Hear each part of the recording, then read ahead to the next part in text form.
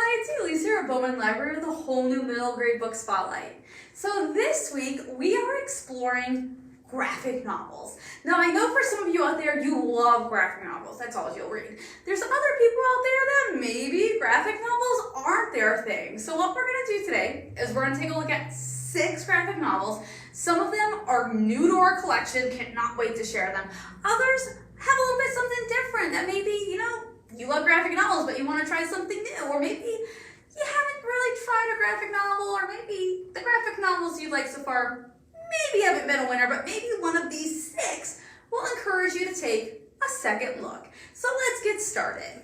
Our first one is Goldilocks Wanted Dead or Alive. So this graphic novel is a spin-off from the Land of Stories series by Chris Colfer, which is all about fairy tales and coming to life and all that good stuff.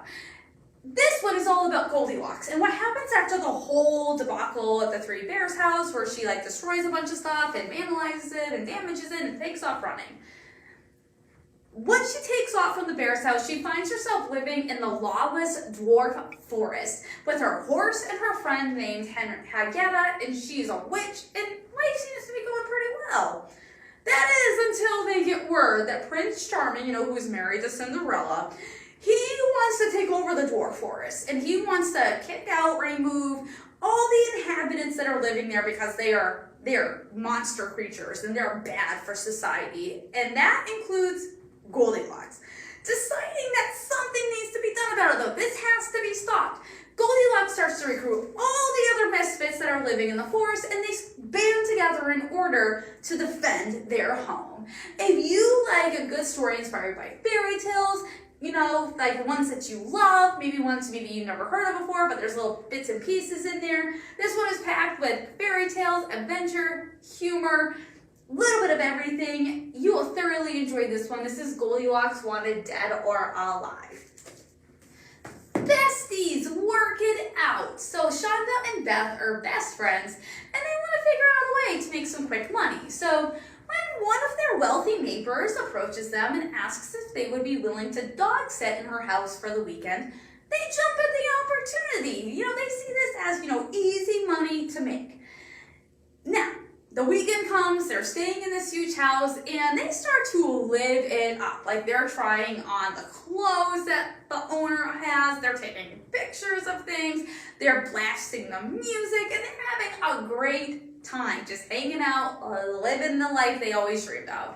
It is during one of these moments, though, that they accidentally break one of the prized possessions the owner has in this house. And the girls, they have no idea what they're going to do. They have no idea how they're going to explain this, how they're going to fix it. So they start going into panic mode, and they start then trying to brainstorm different ideas, maybe how they can make money, how they can pay for it, all of this, and then it soon starts turning into a blame game on whose fault it really was that this happened. Before they know it, best friend Shonda and Beth, they are at each other's throats, blaming each other, and they have no idea if they're going to be able to come back from this rift in their friendship. But they also know they're going to have to come together if they are going to survive and get through this. Now, this is totally realistic. This, something like this has happened to everyone at one point in time. You're also trying to decide what's right, what's wrong. How do you fix something? How do you explain something? Do you lie? Do you tell the truth? Besties, that work it out is one that everyone can relate to no matter their situation. Highly recommend it. If you like the Click graphic novel series, this is a spin-off from that series. You don't have to read that series in order to understand this, but some of the characters do overlap. This is Besties, Work It Out. Astronauts Mission 1. So Earth is quickly becoming uninhabitable for the people and animals living there due to global warming. So the answer to this is we need to find a new home for people to live, and that means a whole new planet. Instead of just leaving Earth, though, and hoping to stumble across something, a decision is made to send 4 mutated animal astronauts instead. Now, these animals have these scientific superpowers. They each have a different skill set that can help in this journey, in this process, and it's going to be up to them to go into outer space and visit other planets and to send information back to Earth in order to make a good decision on where people can end up. So they launch off, they end up 39 light years away from Earth on what's known as Plant Planet. And they start exploring and they start thinking it is going to be the perfect home. It has water, it has shelter, it has like temperature controlled. It's going to be great. But when they start like meandering, wandering, trying to figure out how things are really going to be, they kind of start to see that things may not be as ideal as what they first thought, especially since there are evil plants on the planet that they don't want anyone else being on the planet, and they are going to do whatever they are willing to do, whatever it's going to take in order to make sure no one else ends up on this planet and that the astronauts do not get back alive.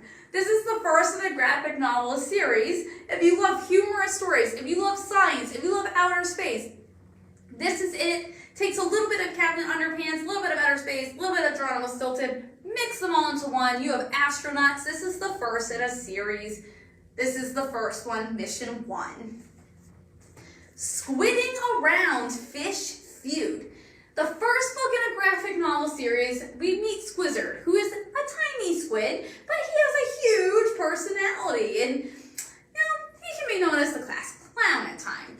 Then we meet Toothy, who is his vegetarian great white shark best friend. And the two of them, they have a lot of fun together. They go on escapades, they laugh at each other's jokes, but then Toothy starts to notice something over time. He can't help but notice that whenever they're together, Squizzard always seems to be in charge. And not only is Squizzard in charge, he's giving himself the best rules, he never listens, he never admits when he does something wrong, and it's really starting to bother Toothy and annoy him.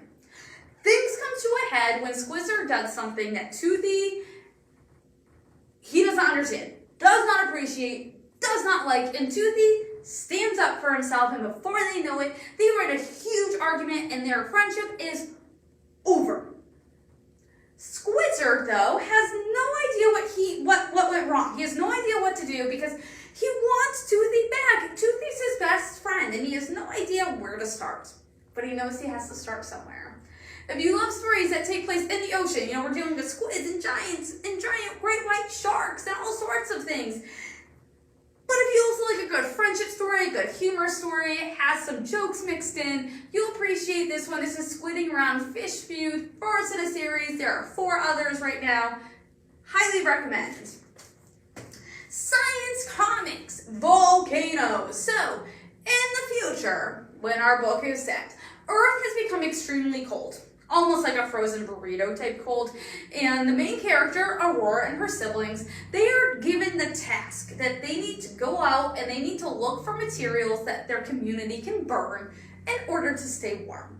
So as they're wandering around trying to find stuff, they stumble across the library, and it's there that Aurora comes across this book about volcanoes. And she sits down and she starts reading it, and she starts to learn way more about volcanoes than she ever knew, thought about.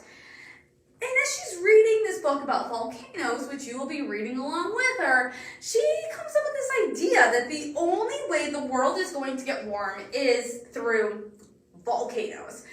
While she goes on this journey of discovery, exploration, and then trying to convince others to join her on this quest that volcanoes are needed in order to warm up Earth, you will learn everything you need to know about volcanoes, and even more than what you do need to know. But you will become a volcano expert.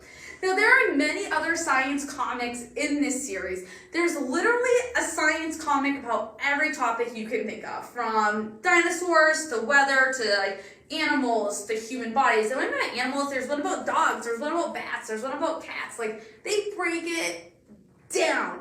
There's over 20 different ones. So when I say again, there's literally something for everyone, there's something for everyone. Now, this is a unique week of learning about various topics, and you may not even realize that you're learning because it's through these amazing graphic novels. This one's Science Comics Volcanoes. And our last one for today is Aster and the Accidental Magic.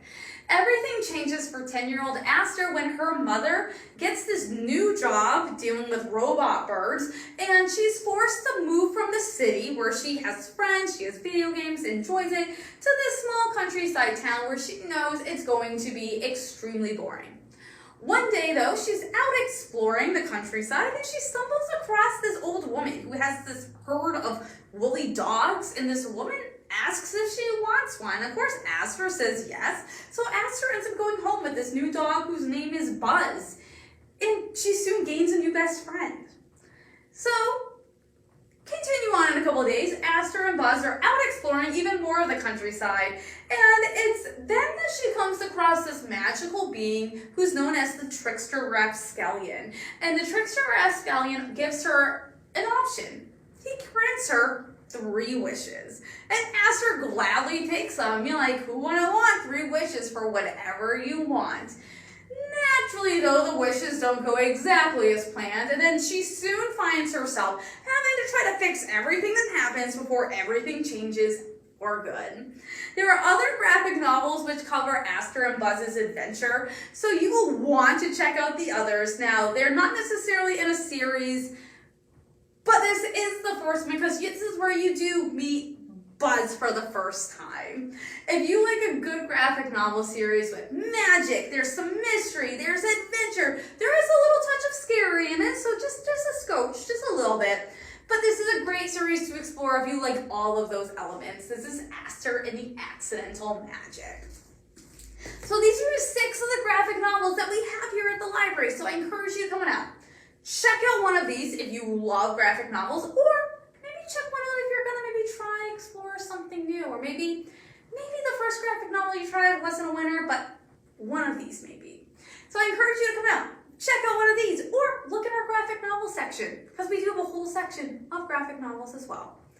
I hope you tune back next week when we have a whole new middle grade book spotlight, and I hope you have an amazing week.